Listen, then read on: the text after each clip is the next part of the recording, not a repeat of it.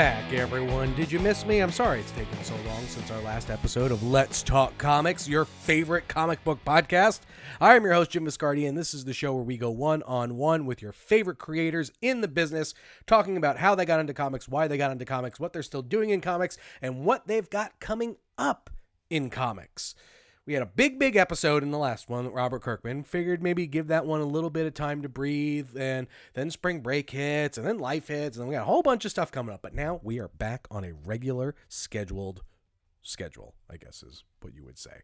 Because today, boy, oh boy, do I have a guest for you. This is someone who has, for a while, kind of remained out of the Big Two system in a way that has only, I think, benefited his career in a sense. He is one of the most innovative writers that I think we've got. He's coming up in a class with folks like Dennis Camp and Matthew Rosenberg and a few other folks that we've had on the show already who are really making waves in a similar way that some of your existing favorite creators have already had. This is a guy who bends genres and makes them so incredibly compelling. He is Curt Pires. He's done stuff that has high concept sci-fi to gritty, thought-provoking drama and has built a reputation for really pushing the boundaries of storytelling with a bunch of his books. Books like Olympia and Indigo Children, previous Image Comics titles. He's done a number of things for Dark Horse and Comixology Originals that you can definitely go check out. And he has a new book coming out, Lost Fantasy, which he says, and you'll hear this in the interview, is probably one of his most commercial books to date. But it's a book that takes everything that he has learned over the course of his career and kind of distills it into a story that he has been waiting to tell. His work really seamlessly blends social commentary with thrilling narratives in a way that that people just seem to gravitate towards. And so to hear him talk about his story and how he kind of came up in the business and really what kind of stamp he's looking to do. And I know it's still early-ish in his career, but like the kind of legacy he wants to leave for comics. And that's one of the things that I love about these chats is, look, everyone who is doing this because they love comic books. They love the medium of what comic books can do for storytelling, how they can make you feel the feelings, how they can make you shout in support of the protagonist and things like that. Things only comics can kind of do in the way that those stories are told. So we're going to dive into his creative process, the inspiration behind his stories, what's next for him and beyond with Curt Pires. So I hope you enjoy this chat because if you're ready, I'm ready. Let's talk comics. Curt, welcome. Thanks for having me, Jim. Excited to be here talking about all the fun stuff we're doing with Image and Lost Fantasy. One of the things I want to ask you right off the bat is I need to ask you about your covers. And more specifically, I guess your covers have such a strong design sense in almost all of your series. Is that you? Is that something that ideas that you're taking as part of the creative teams that you're kind of putting together on this, or like it's just like it's, I kind of mentioned in the intro, there are a lot of books on stands, but I feel like your covers are doing the job, right? Like they're eye catching, they're striking in a sense. Where does that come from for you? Yeah, I mean that's definitely on purpose and something I spend a lot of time on. Sometimes, to like my regret, the level of OCD about the covers and the design stuff. But I've really, I think when you're making a comic, it's from staple to staple. It should sort of tell the story, and that starts with the front cover and starts with the logo and all this stuff, and just from a pure market standpoint. I'm always thinking about the person who's just walking up to the shelf and has no idea what the book is or isn't on, Twitter or Reddit or any of these social networks, and how do I grab their attention, right? Mm-hmm. And so that is it starts with that, and then it's also, I think, beyond the graphic design stuff, it's sort of what's a great cover image that's gonna make people have to pick the book up and sort of flip through it and give us that chance, right? So it's sort of thinking about just kind of the layman who's not super plugged in. How do I get that extra reader, right? Because those kind of accumulate, but for me the design and everything sort of is part of the story. So I'm always when just as a reader, I really like when creators and designers and stuff really work together, and so that's I think probably the the granddaddy of that in comics, sort of Jonathan Hickman, right? Where it's Yeah. like uh, really has a unique aesthetic to the point where I'm Mhm. like, it's a little annoying for me because I'm like, oh, I can't do white on anything. I can't do a white cover. It's like everyone's gonna think it's one of John's books, right? So Right. for me, I've been developing this visual language across my books, and uh, Lost Fantasy is kind of one of these. This next wave of books coming out where they all kind of have a shared visual language. So like even if Mhm. you'll be able to tell from far away, and I think it's something that the Ghost Machine books also do, where Jeff and them put that like checkerboard on everything, and I think that's kind Mm-hmm. of again pulling a bit from what John does with the spines of his books, and so Yep. for me, I've sort of before I started working on this next wave of books, which Lost Fantasy is kind of the first one of. I was thinking a lot about visual language and how to create sort of a, a a design system for all my books, and so Right. anyways, So, Lost do you Fantasy. have a design background, or is it something that you just like you know what you like and you can art direct it really well? Yeah, Like I you like basically do you speak design more than like actually doing it?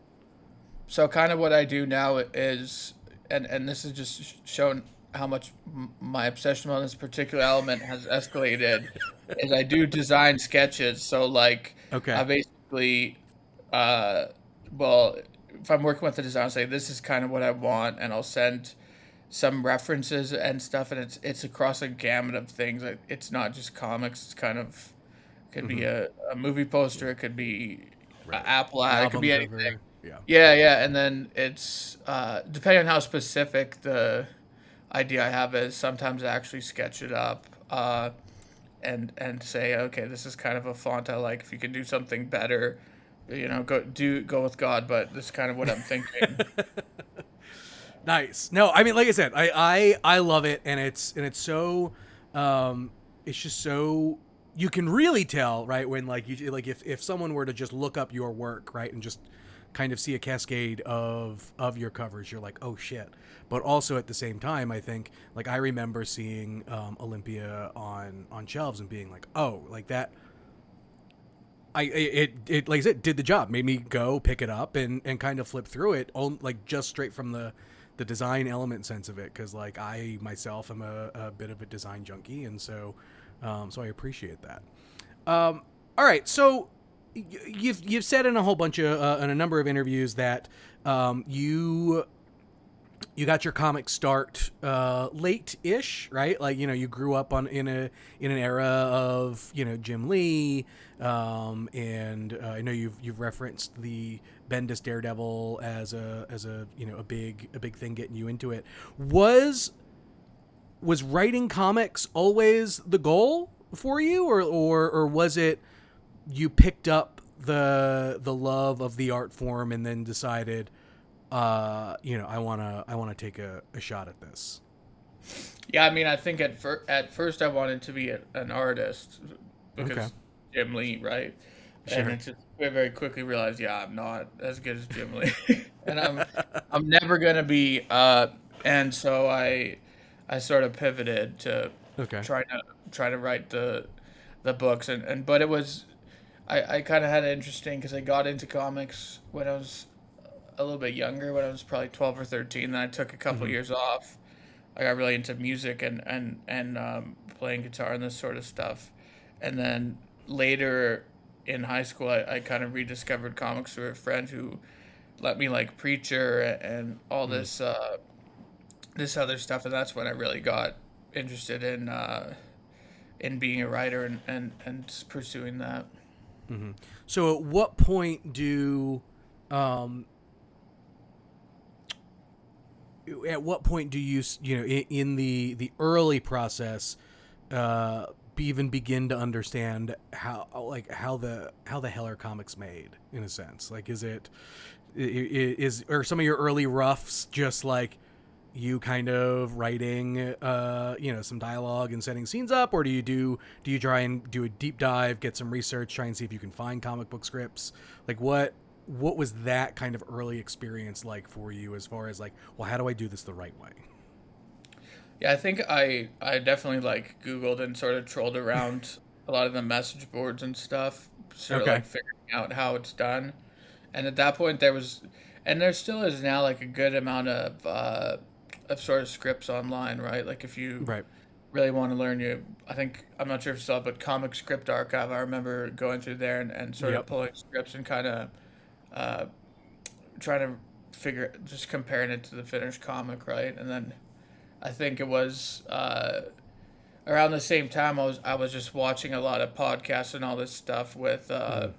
with the big Marvel guys at the time, and I think one thing that fellow image creator Matt Fraction always talked about is trying to reverse engineer the comics you Mm-hmm. like, right? So if you read a page of a comic you like, try and figure out how you would script it Mm-hmm. as like an exercise, and that I think is still kind of one of the best ways to learn, and something I still kind of find myself doing when I read a page of a comic that I think works really well. I find the gears of my brain turning and trying to like reverse engineer and see, oh, how they do this, how would this look like when you're scripting it. And so I Mm-hmm. think it just got me thinking about like the structure behind comics and kind of Mm-hmm.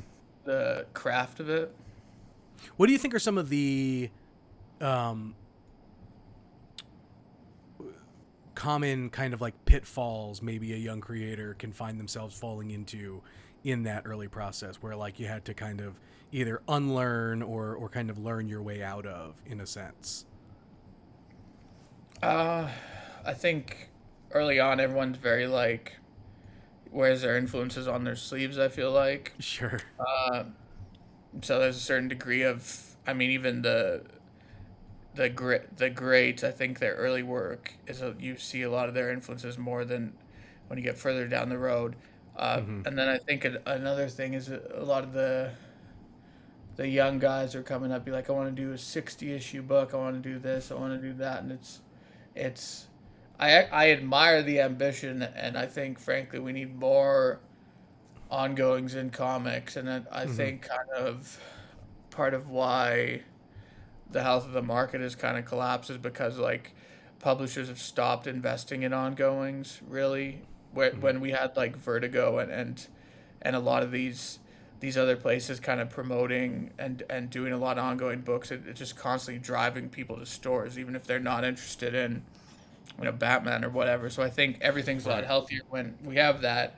But kids, when you're doing your first book, it's probably not going to go 60 issues, right? So just kind of learn how to write a compelling, one and done story or something, and then sort of work your way up to the point where you get to do that ongoing and figure out what that is. And I think just figuring out what your voice is or what you want to Mm-hmm. say, right? I mean, there's a lot of I mean, even pros, a lot of them don't have much of a distinct voice of some guys. Sure. I think that's where you get like bad superhero comics and stuff, is where it just feels like anybody could have written it. You know what I mean? So I Right. always appreciate, it's something I encourage, is find what you're passionate about, and what's uh, the way you can tell a story, or a story only you can tell, right? Mm-hmm. I love that. So for you, as far as the writing stories that you liked, writing stories that you can tell. What comes first for you in that process? Is it the high concept? Is it a character? Is it even like a scene? Like, where for you usually does it start, or has it been different on various projects for you? It's always kind of different, but I think when a book is ready to really for me to dig in and work on it is when I've got a high concept and I've also got a compelling character and human way into it, right? Because there's Mm-hmm. times where I have just a high concept of oh, it would be cool to tell a story like this, but I don't necessarily have that character fully figured out, and so I wait because it's just there's a high concept isn't a story in and of itself, and it's not interesting to read. And I think we have enough just empty high concept, right? It's like all the movie pitch comics. It's like that's pretty much what they are, right? Just a high concept Right.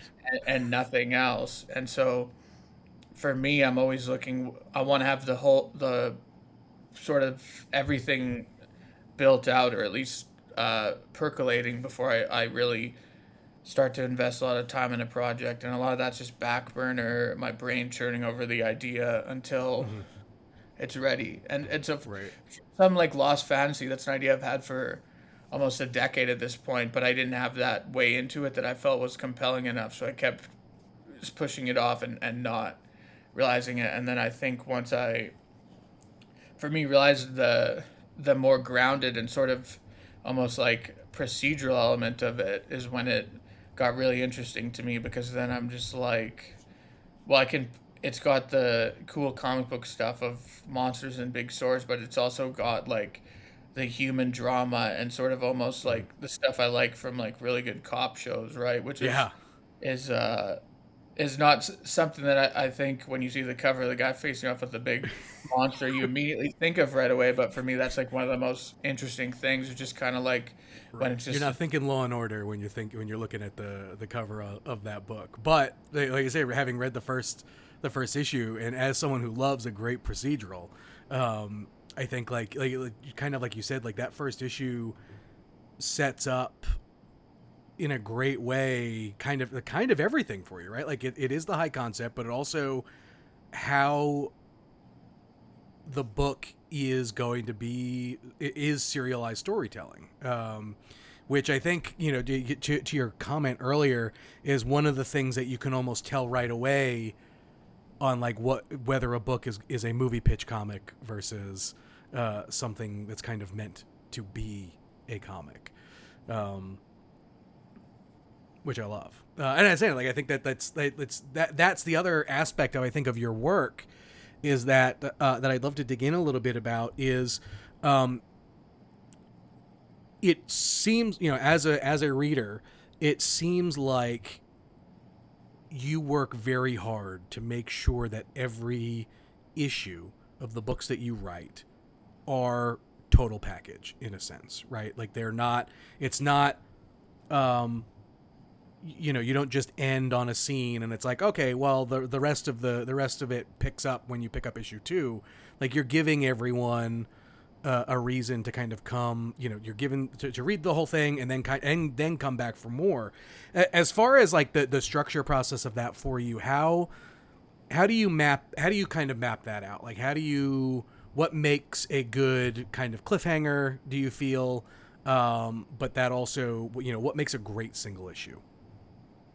I mean, I think you need like a good opening and a great ending, right? And it's Mm-hmm. sort of I that comes a lot from just as a reader, just hating when there's not a good enough ending to an Sure. issue. It's just like, what are you doing here? Why is this?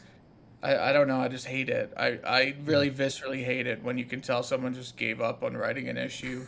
Uh, and I think it's kind of a sign of, I don't know, maybe laziness. Like I'm sure some, like I don't always bat 100%. Like some endings Right. of the issues are better than others, but you can just tell when someone kind of gives up, and it's just sort of like I don't really want people to feel that way when they're reading one of my things. And I think uh, something that for for me, I'm like the first reader even when I'm writing it. So I want when I'm writing it, I'm trying to write it in such a way that it has to be exciting for me, and I can kind of feel I can feel it in my gut a little bit when you're bottling the lightning and you have like a good Mm-hmm. ending, and you know, and I think just economically, it's like I don't want people to drop off the books, and so the one way I know how to do that, just make the ending really interesting. It's just like a TV show, right?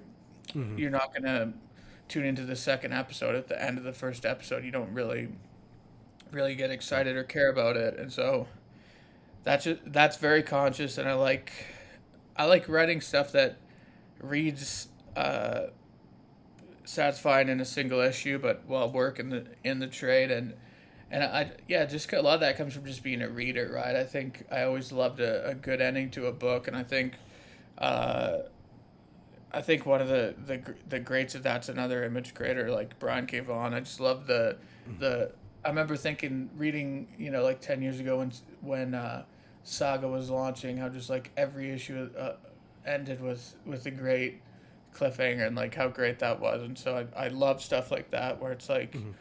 you can't wait for the next chapter. Sure.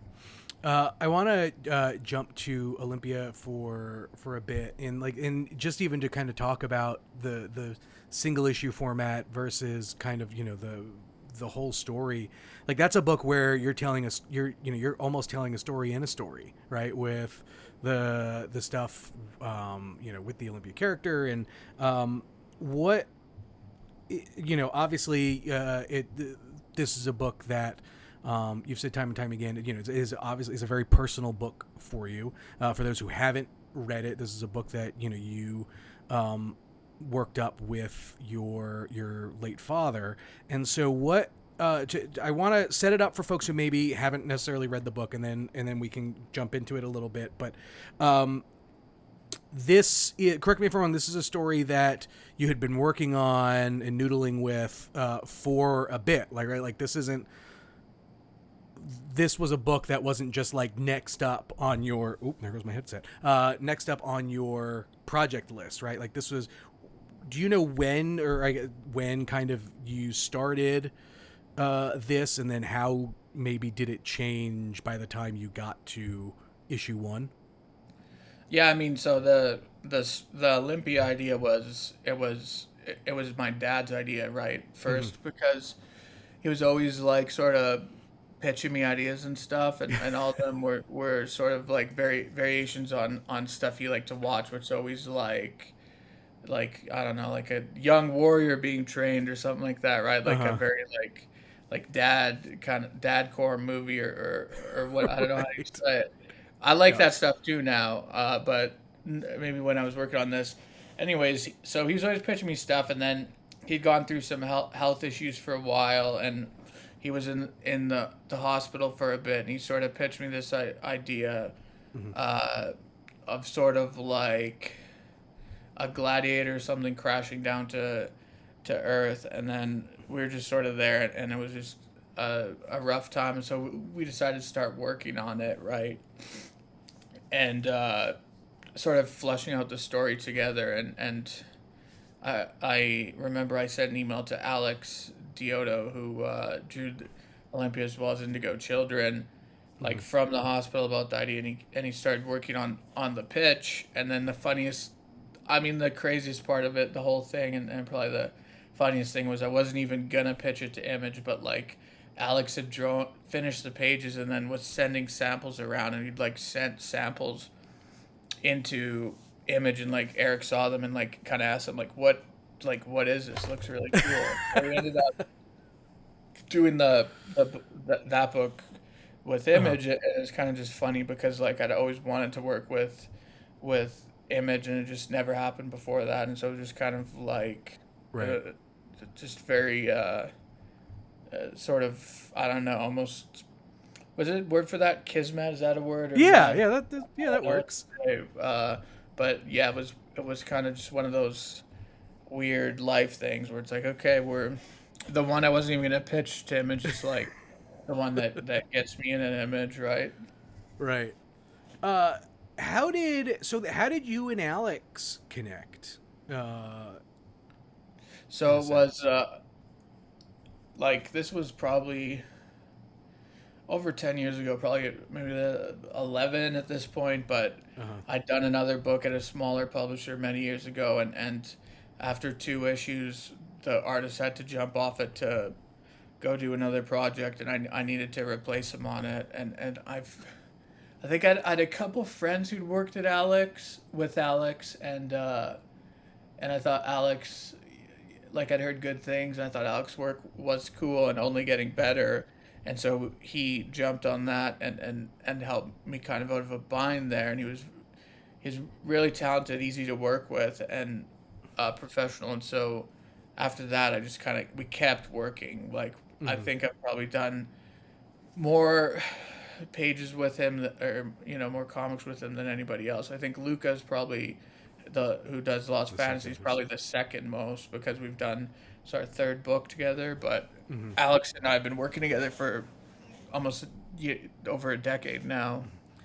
So, how do you begin to, or how did you begin to kind of build your creative community in a sense, right? Like, how, as you're, working through the beginning parts of your career to kind of where you are now, how did what was it like finding other creators and to kind of be friends with and kind of like talk through you know just this kind of career with, because I feel like it, like for everyone it's a little bit different, um but also one of the most important parts of almost the comic book making experience. Yeah, I mean it was very. This is before even we were talking about the stuff I was doing with Alex. It was Yeah. probably like 2011 or 2012. I started going to the closest U.S. con to me was Emerald City Comic Con, right? And so I Okay. started going to that show, and there I met guys who are still I'm still friends with to this day. Like it was Frank Barberi and Matt Rosenberg were like tabling together, and I sort of met up with them and started talking to them and became friends with them and Hmm. friends with a bunch of these other creators. And yeah, you sort of like come up with guys, right? Right. And so yeah, just made friends with people who were trying to do what I was trying to do, and also who were just good people. Hmm. Uh, because there's a few people who were around that period. I just remember that like it was all just about the game for them, right? Just Hmm. minding the connections and the social climate. It's just kind of funny that those are actually the least successful people of all the people I encountered at that time because everyone could sort Uh-huh. of smell it from a mile away, right? Where it's Right. like just being sort of passionate and talented and treating people like a human beings will carry you further than Right. weird, power networking shit, I guess. What would you say is maybe some of the best professional advice you've maybe gotten from your friends in the business? Uh, I mean, the one I think about wasn't necessarily given to me, but it's a clip I watched, and it was, uh, so I'm working with, I'm, anyways, I'm working with a big artist on this project. Uh, so John Romita Jr. and I'm doing a book with him. We've kind of Hmm. teased it a bit. It's at a different publisher, so I won't talk about it too much here. But uh, but it happens. We can't do every book at Image. Sure, sure, So, sure.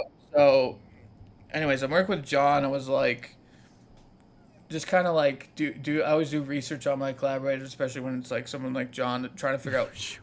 what John likes and doesn't like, so I'm not sending him a script. And he was talking about this.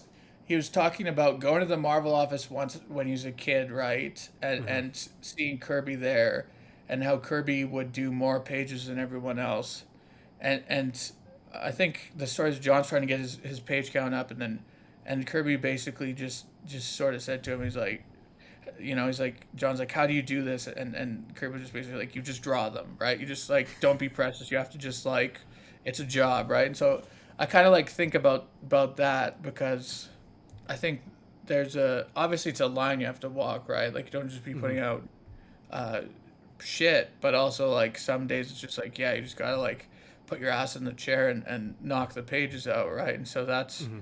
I that's something I think about a lot, where it's just like cool that even Kirby was just like, yeah, you just gotta sit your ass down in the chair and just get her done. There you go. I love it. All right, so to kind of circle back to Olympia a little bit, the the story has a very it's got a very classic kind of comic book feel to it in a sense, and so for someone who didn't necessarily come into comics that way, what did you learn about more classic era comics that maybe you didn't necessarily expect as you were kind of building the story out? Well, yeah, I mean, I'd read like a lot of Olympia was kind of inspired by like how much I liked Kirby comics. I went through Right. and I still do like Jack Kirby's comics a lot, but I went through a period of where I was just reading a lot of Kirby stuff, even not Mm-hmm. the necessarily the biggest stuff. I was reading like Captain Victory and some of the later career stuff, and I just thought there's something so cool and such high energy to those books, and I think sometimes we're missing that in modern comics, right? Where it's kind Mm-hmm. of just like 100 miles per hour, and so Olympia was I was interested in just doing a it's a meta story where it has sort of a conceit that allows me to do classic comic storytelling, right? It's kind of like Mm-hmm. uh, I think a subconscious influence on it because I wasn't thinking about it. But I think like Alan Moore Supreme does a similar thing, right? Where it's like Mm-hmm. there's the modern Supreme stuff, and then there's like the throwbacky kind of Silver Age stuff, which is like Yeah. he's more interested in than almost the modern day storyline, because that's his favorite type of comics at that point. Uh, but so I was interested in doing something that let me play in a more classical mode, but also was like fully realized in sort of a humanistic, emotionally grounded story, right? That's really just Mm-hmm. about like family and all this stuff, and it really became for me that project. Looking back on it, became a way for me to process a lot of what I was going through with my dad's Mm-hmm. health, and kind of eventually, him passing away, because we were working on the early issues when he was still here, but then there was a point where he passed, and I had to sort of keep going with the book, and Mm-hmm. it was frankly the last thing I wanted to do, but I was Right. sort of just like, I was just like, I would want me to finish this, want me to do this, so it became sort of a way to meditate on a lot of these things, and I think that's what a lot of people respond to in that book is just Yeah. sort of the character work and the really human stuff alongside of the giant sword fights and that stuff. How much would you say you put you into some of your characters, right? Like Elon, just even reading it and talking to you now feels more and more, like a bit of a bit of you in there, but like as far as some of your other stuff maybe goes, or just kind of in general, right? Like you even mentioned it before, right? What and so obviously there's going to be some, a bit of you in a little bit of everything. But how do you make sure? And what do you like? What steps do you take to make sure, like, to find the right balance, in a sense, I guess. Yeah, I mean that's what I think uh, makes interesting work is putting yourself in it, right? It's like we were talking about Mm-hmm. having a voice. That's really where you're just using your work as a you know e- exploratory vessel, or meditation. I think all great creatives have that voice.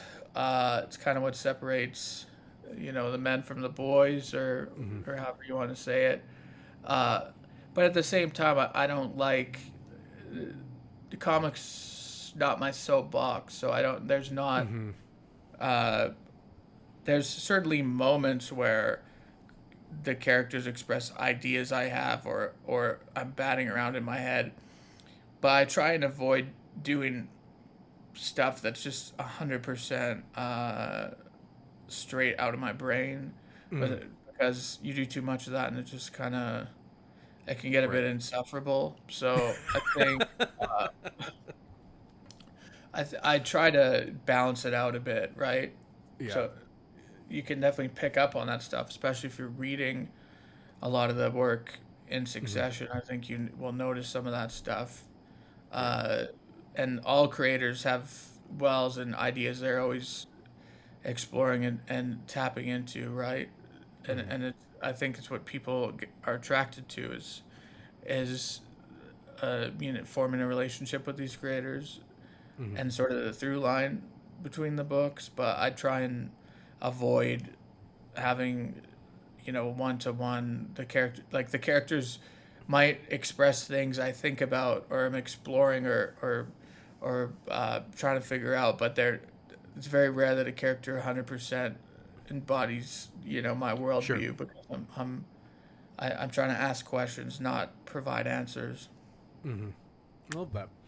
All right, so I want to jump to Indigo Children for a bit because I need to know how weird the research got for that book. Because I think it feels like it's one of those things that can really, obviously it's a thing that taps into some real world, paranormal conspiracy theory type stuff. So can you talk a little bit about the genesis of that one and just kind of what went into it before finally putting, pen to paper? Yeah, I think with the start of that one was I'd stumbled on an article which is sort of the inspiration for the book, where it's basically like this 9-year-old kid's claiming to be a Martian and was really smart doing all this stuff. And then so started thinking, just sort of like building off that in my head. I'm like, well, no one's seen the kid for a long time and all this stuff. And so it's kind of just like really fascinating. And so I just started thinking of, well, how do I build a story off that? And like, what's that even look like? And Mm-hmm. that's kind of different for me because I don't necessarily like to pull too much from real world events and all this Sure. stuff. But I thought that story was just so interesting, and I love conspiracy stuff. I guess I don't even know if I call a lot of it conspiracy stuff, Mm. because I think a lot of the time you find that uh, a lot of the stuff that's labeled as conspiracies in the past eventually ends up to be true, right? Sure. Right. Uh, but yeah, I was just really fascinated with that idea, and building a sort of a post Spielberg like alien thriller kind of thing off it, with like there's some Mm-hmm. definitely some David Fincher in there, and there's some I guess just like the formalism of the Alan Moore slow zoom out 9 panel comic stuff. I'm just kind of alchemizing all these different things I'm really into and fascinated with through the lens Mm-hmm. of that initial story seed. Right. So where the pitch for Olympia was kind of, a bit kismet and just kind of like it just happened. What there the time between uh Indigo Children and you obviously had done some stuff. So what made putting putting together this pitch, or how did this pitch come together more? And did you feel, and was it a bit more of a traditional approach? And like, well, what did you made sure to kind of have in that one that you think kind of hit? Yeah, we were wrapping up Olympia and trying to. I wanted to do more at Image, and we are sort of like figuring out what we wanted to do, and I had the idea, and Alex and I just started chipping away at it, and then Mm-hmm. Dee wanted to come back aboard and color it, so sent it over to Eric, and then we decided to do it, and then we sort of begun working on the comic, which there's a bit of a incubation period between getting the pitch approved at Image and then Right. we're ready to launch it. So, but it was really just like, okay, this we like doing Olympia, and so we wanted to do more at the company. So, what would you say though that you as a team maybe learned through Olympia that then you maybe put into process in Indigo Children? Because now, they seemingly kind of work out some of the kinks and things like that. Like, did it feel more like you guys working together as a unit on that book? And were there certain aspects of it that you think were better because of it? Well, I think it was. It's a case of the more you do something, the better you get at it. So everyone had a lot more experience, right? And then also, I think, to his credit, I had a co-writer on that one, my buddy Rockwell White, who I work with as a writing partner on some projects, and he brought a lot to that as well, in terms of uh, just ideas and having someone to bounce story off of it and figure things out, right? So it was interesting because that's kind of his first comic job, and he's more of a was just more of a film and TV guy, and really passionate about that, and I sort of got him into comic books and the medium just through our friendship. So I was like, I liked working with him on that, and it's kind of nice having someone to bounce all the ideas off of. So, with Alex, were you able to kind of create a bit more shorthand in maybe with him in that aspect, where maybe just some of the ideas and even anything from character design all the way to page layout, like, did it feel like working a bit more lock and step? Yeah, there's just a lot of we're more uh, comfortable with each other, and I think we started to just when we're working on Olympia and some of our other projects together we've done. Alex started kind of suggesting panel editions or this sort of stuff, and we just got to a point where I'd be like cool with that, and also if I wanted to try something that's more experimental, just feel comfortable enough to be like, okay, let's just write a bit more Marvel styles and just leave him some room to kind of do his thing. So I think that's something that over time we really figured out with each other. The book has, is thriller like in its in its pacing.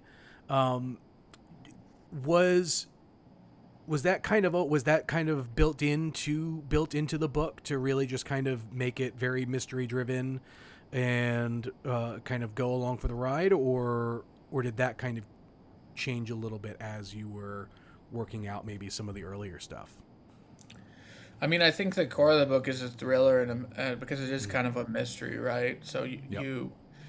you got to have that in there to make it interesting. And then after that, each issue sort of had its own sort of flavor, right? Where it's issue two was,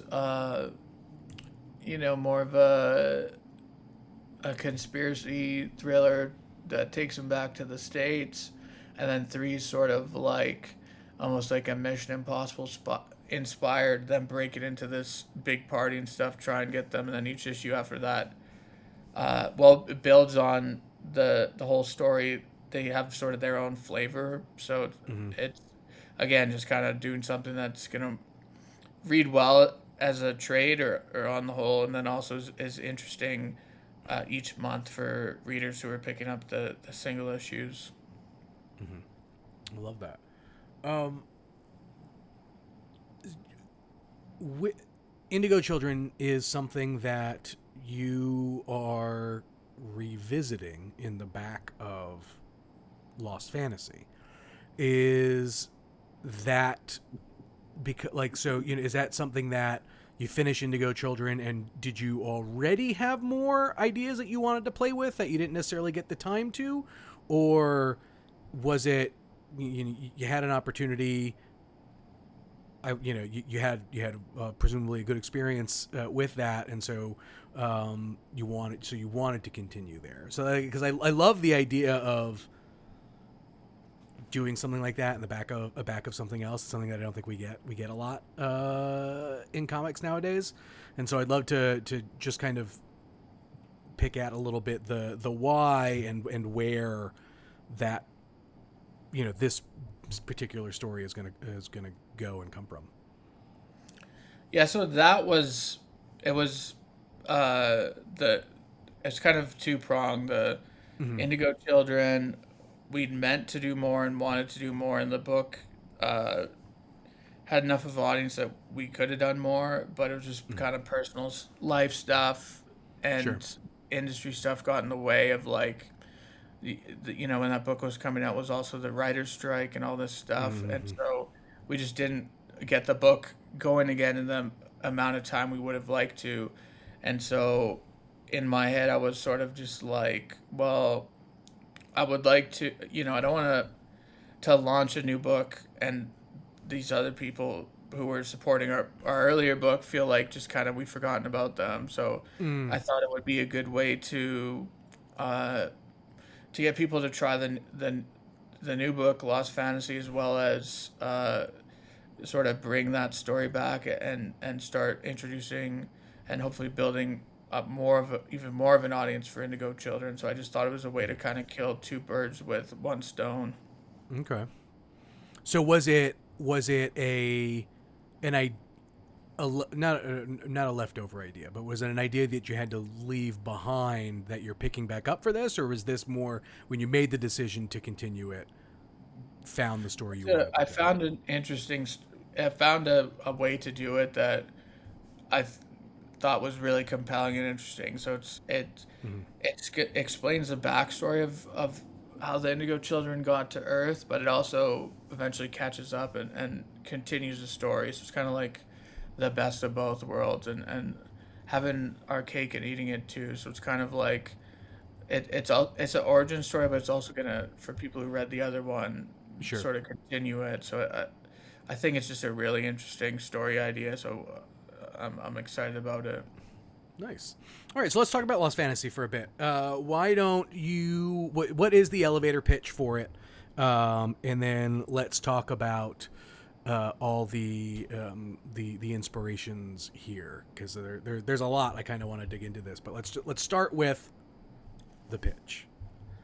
Yeah, so I mean the elevator pitch is and it's in the solicit. I like to pitch it as like East of West meets Something is Killing the Children. So there's like this magical fantasy world beneath ours, and things break through, monsters, creatures, magic, all sorts of trouble, and the guys who are responsible for sort of protecting us from that and standing in the gap are these they're called the hunters, the great hunters, and there's sort of five uh, schools or dominions of this, and they sort of protect everyone and solve these cases and help sort of suppress you know the monsters as well as humanity's knowledge of uh, of this world. So it does have a bit of the conspiracy DNA of uh, of Indigo Children in it there, and there's sort of a rich history to it as well, where we see how this organization's formed and how it's brushed up against our world history, and so it just really takes this magical world and we show you the guys who are basically solving sort of like the crimes of this and protecting us. Sort of, they're almost cops, but like way cooler, right? Because it's a comic book, so it's like no one should just see the boring cop version. Of course, they'd have a giant sword. Mm-hmm. And but yeah, so it's a sort of a procedural action book with monsters and magic in it. Very it's very unique is why I think it's kind of the high concept pitch doesn't fully do it justice. Although I Sure. sort of name dropped a couple great books to try and get people interested in it. Uh huh. I would you say this may be uh,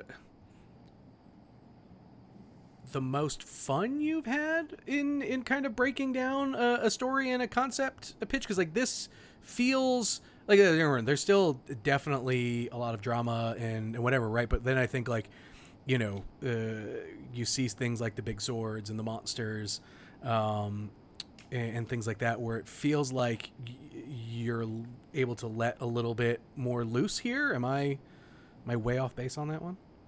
No, I agree. I just think I'm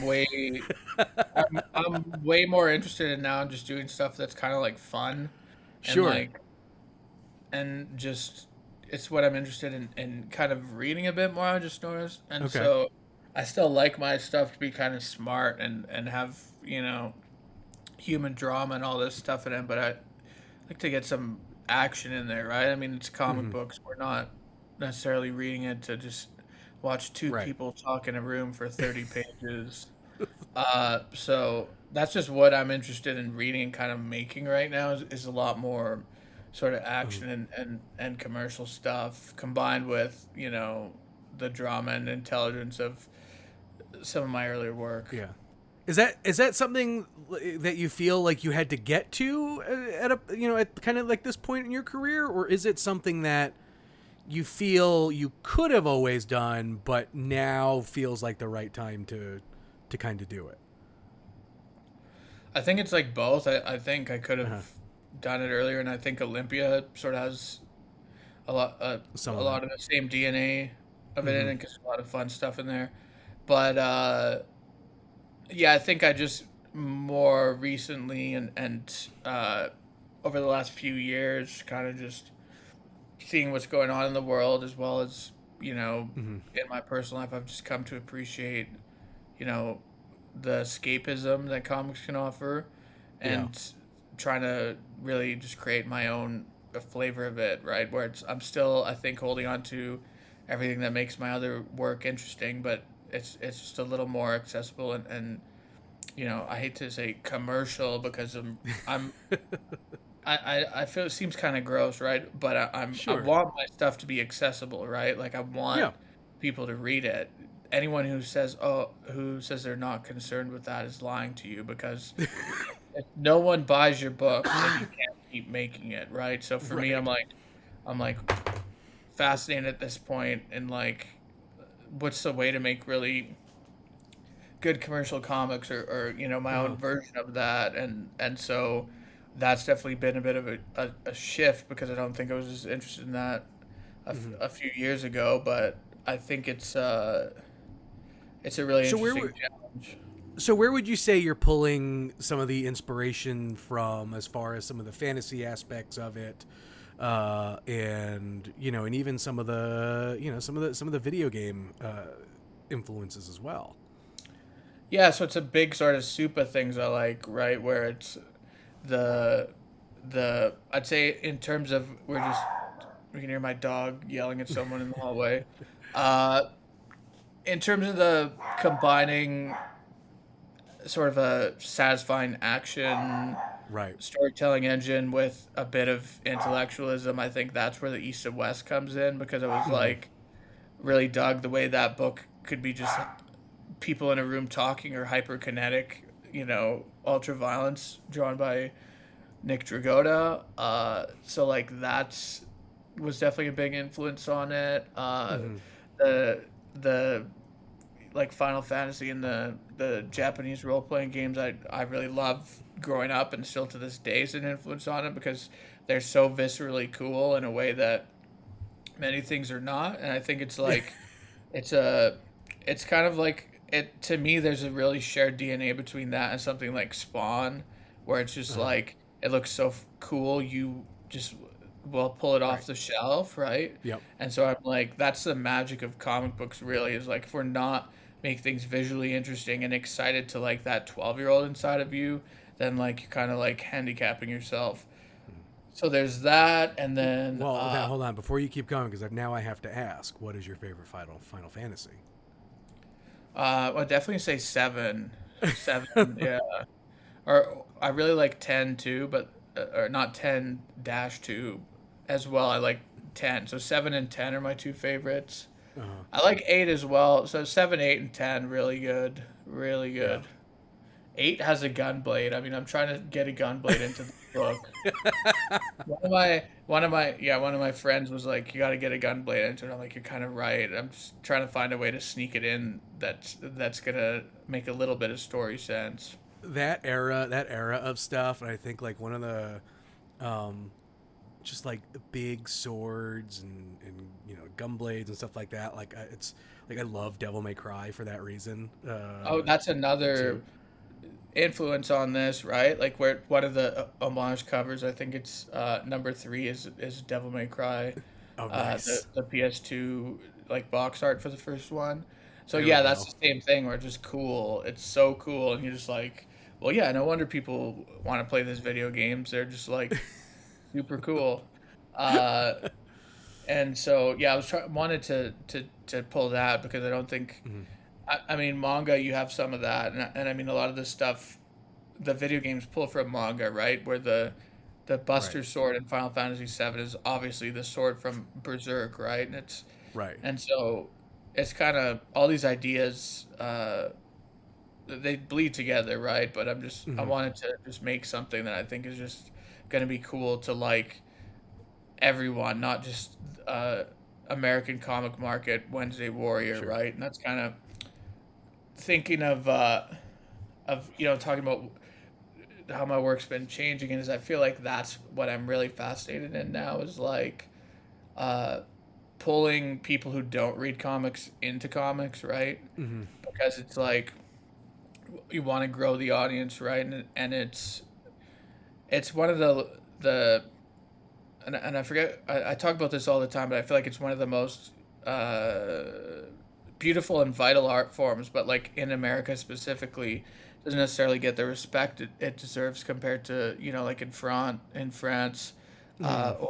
or Japan, right? And so this idea of like making comics for the world, I think was an idea I encountered when I was younger. I think Paul Pope talks about it a lot Hmm. in his book, his monograph that just came back in print. But I read that about probably 15 years ago, and I thought it was really smart. And then now, having spent like 10 years working and grinding up Hmm. the mountain of American comics, I kind of think more than ever that that's the right way. We have to be growing the audience and making stuff that's appealing to everyone, and not Hmm. just you know superhero stuff, which I love. And I think when it's executed thoughtfully and lovingly, it's some of the best storytelling as well. But Hmm. it shouldn't just be one type of story. So I'm trying to make stuff that I Sure. think is going to grow the audience.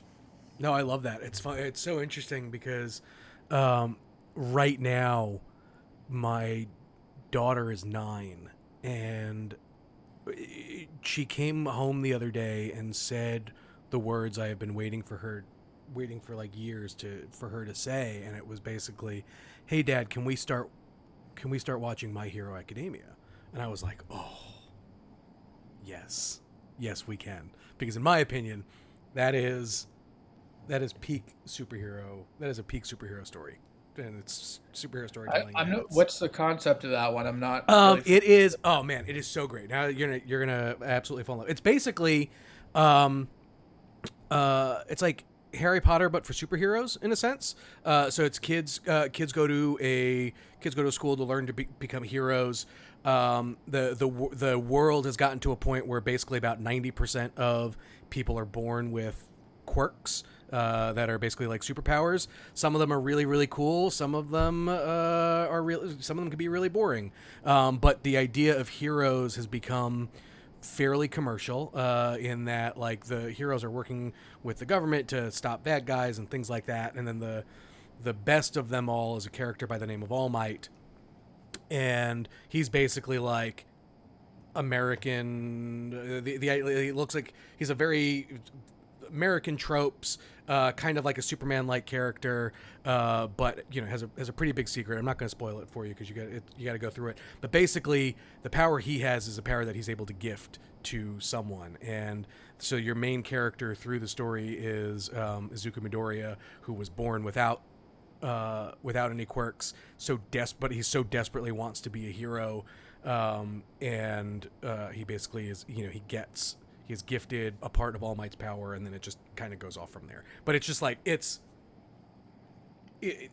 perfect. It's absolutely phenomenal.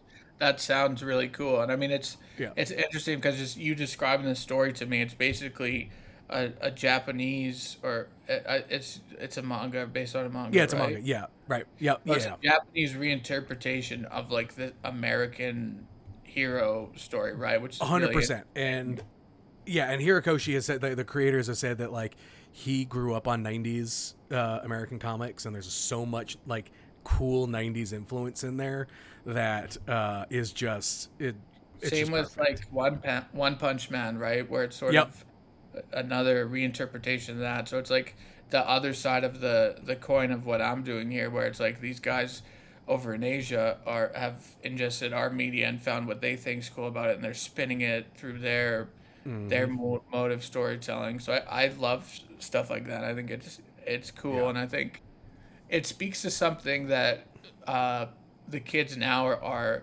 encountering a lot of these ideas through the anime or the manga that's inspired by the 90s superhero comics, right? Like it's Right. I, it's like how do we the closest thing we have to that in American comics is right now is Invincible, right? Where Invincible, the kids will watch the Invincible on Prime and then go read the phone books of it, right? Yep. And I mean, you talk about Invincible. It's Dragon Ball Z with superpowers, right? He takes the American superhero story and combined it with sort of the fighting and the space stuff from Dragon Ball. So again, that's another example of a creator who's pulling from all these different modes of storytelling. Yeah, it's one of those things that I think for me continues to give me hope about comics just kind of in general, because I think like a lot of times people can get really down on the business and whatever, and like yes, there's a whole bunch of things going on in the world or whatever, but then you have something like Invincible come around, and I can tell you that like my wife works in she's a teacher, and Invincible is such a part of like the everyday vernacular that in what they're exposed to, that like they want to go and read the source material, and then like I know from there they're going to finish that, and then they're going to want something, they're going to want to know what's next, they're going to want to be in on the next thing, and like that's I'm excited for. And then like I said, having something like Lost Fantasy coming out at the perfect time, because I feel like it's a thing that speaks to such a wide audience, right? Like it's such a wide audience, and saying like you kind of hate saying that it's more commercial, but I think it's a book in a series that can talk to a much wider audience. That I think there will be aspects of it that that there is not something for everyone, but enough of something to hit certain aspects of it. For you though, as you begin to tell this story, what is the thing that you're hoping folks take away from it? It's so funny because I'm actually gonna backpedal a bit because I've thought about Invincible a lot when I was working on this book, because I remember there's a subconscious stuff which is like where we're both pulling from other storytelling modes and like throwing it back into the American comics. But I'm like, one thing I always think about when I was working on this book is, and especially with once people read the book and they read the end of the first issue, they go kind of holy shit. I'll always think about, and more than ever on this book, is when on Invincible, Kirkman was like gonna wait to do the big twist until 12 issues or whatever, and then Valentino basically said to him like, "What the fuck are you doing? Like, you need people to be buying your book. Like, just get off your high horse and like move it up, right?" Then he did that, and that's when everyone like jumped on Invincible. And so one thing working on this book is more than than any other book before. The issues are like crammed full of stuff happening, right? Where like Mm-hmm. the pacing of the book is designed to be like really fast and sort of relentless. And in my head, whenever I'm sort of batting story ideas, I'm like, oh, I need more space for this. I'm just like, no, just shut up. Just invincible, like get the crazy shit in as soon as you can, so people will like not be able to not read the book. You know what I mean? Right. Right. So that's a bit of a tangent, but I was really thinking about Invincible when I was doing some of the plotting out the first story arc. I love that. And if folks listening want to hear Kirkman tell that story, it's just in the previous episode when Kirkman and I talked. So there's it's Yeah, I perfect probably timing. butchered it, so sorry about that if I messed it up. I think like I got No, kind of that's close. it. You got the gist of it. That was basically it. Well, cool. So I definitely need to. I definitely want to ask about working with Luca on this book as well um, because there's a lot that kind of goes on just even in this first issue. And so, what made Luca kind of the right choice for the book, and where do you think Luca's kind of strengths really come into play as the story unfolds? I mean, he's just got like a mastery of black and white that really, as like the a Frank Miller guy, I love. It reminds me, it's like Frank Miller, Eduardo Riso. It's this, Mm-hmm. what's it? I'm gonna probably mess up saying it. Chiarosco lighting. Is that the art fancy pants? Chime up in the comments and let us know. But yeah, I mean, he's just an incredible storyteller. He can handle the action as well as when I need nine panels of guys gabbing their Mm-hmm. lips, uh, and he's just fast. He's all these things I love in an artist when you can draw incredibly and you're not a pain in my ass. It's like you're the dream. Uh, so Luca is just a total package. He's an incredible talent, and I mean, he's the perfect artist for the book. There's turning in stuff for number 4 now, and it's just like there's mind blowing. Like the first page is this splash of a forest in the winter, and it's like you could hang it on your wall as a painting. And then a couple pages later, there's just a panel where it's werewolves with giant swords like stabbing each other, and it's like they're Mm-hmm. both equally as beautiful. Just incredibly talented guy and really easy to work with. I love it. Well, awesome. All right. Well, I think that's gonna wrap us up here for today, Curt. I really do appreciate the time today. This has been a ton of fun.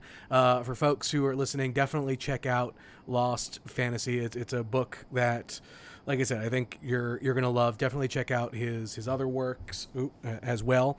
Um, and yeah, man, like I said, I appreciate the time, and we'll have to catch up again soon. Yeah, thanks for having me. No problem, bud. Well, there we go, folks. Another episode of Let's Talk Comics in the can. If you haven't already, go tell your retailer you need to put a copy of Lost Fantasy on your pull list because it is going to be another one of those books that everyone's going to be talking about. You're going to have the FOMO. I'm just saying, look, am I a little biased? Yeah, absolutely. But have I recommended a bad book yet?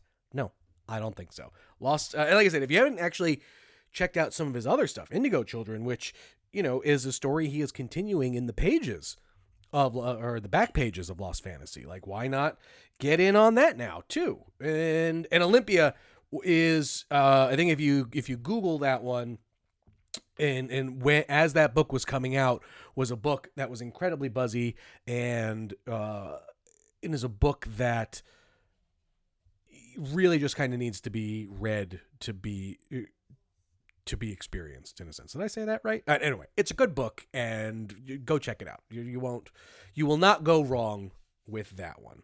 So that's going to do it for us here today. Thank you everyone for listening again. We are back on a regular schedule, which I know a lot of folks will appreciate and get excited for.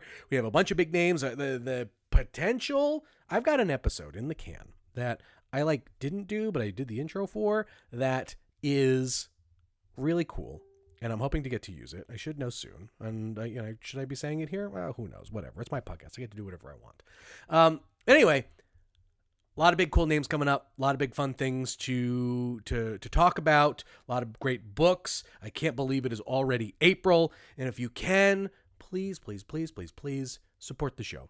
5-star review on iTunes, 5-star review on Spotify really helps get someone, brings new people to the show. Someone who's like, I want to listen to a comic book podcast. And if this one has a bunch of reviews and a lot of folks are listening to it, it pops on up. And like I said, there's a lot I want to be able to do here, and I'm looking forward to it because this has been very successful.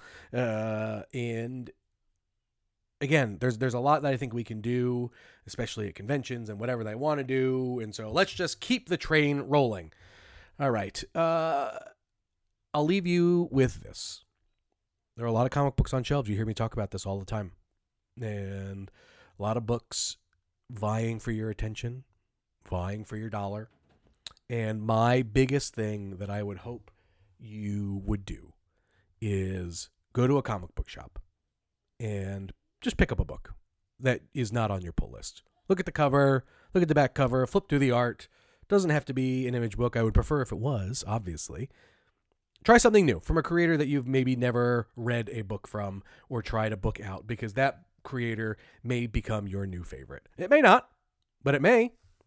And you don't have to take this chance every week. Maybe do it twice a month just to see. Go expand your horizons just a little bit to see what else is out there, because there are a ton of great creators doing a ton of great work. And the more you guys keep going into comic shops, buying comics, and reading them, the more we're going to be talking about them. We'll catch you next time.